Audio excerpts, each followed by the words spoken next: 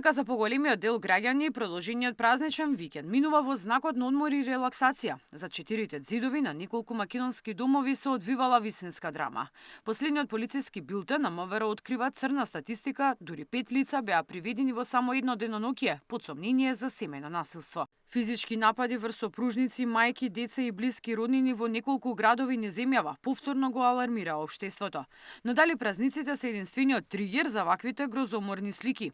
Од кризниот центар Надеж, кој веќе со години нуди за солниште и помош за жртвите, велат дека бројките не растат наменски поради продолжениот викенд. Статистичкиот скок на пријави во МВР има подлабока и парадоксално попозитивна заднина, подигнатата свест и охрабрувањето на жртвите конечно да проговорат. Јавувањата ми се вообичаени, значи во редовни работни денови, и во викенди и празници кога има јавувања. А порастот на бројот на пријави секако е позитивно затоа што така делуваме веројатно и веќе повеќе од 25 години на подигнување на свесноста да не се премолчува. Значи колку повеќе се зборува за насилството и колку повеќе се пријавува истото во надлежните институции, секако дека полесно веројатно може да се решат случаите на насилство и што е многу важно да се казнуваат сторителите.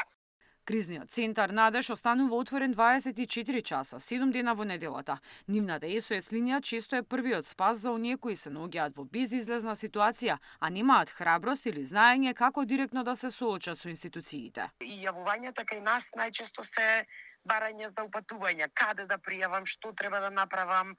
Во таа насока, значи ги насочуваме каде треба или пак доколку некој не може да пријавуваме ние во нивно име во надлежните институции. Често пати имаме исто така повици кои што бараат поддршка психолошка, некој да ги слуша, некои што бараат правна помош ако имаат некаков проблем со да речеме бракоразводна постапка или старателство врз деца и слично.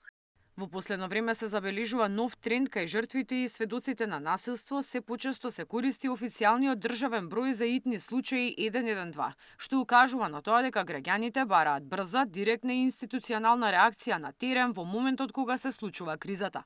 Пораката од експертите е јасна, семејното насилство не е приватна работа, туку кривично дело, кое не смее да се премолчи. Миријана Давидовска, Сител телевизија.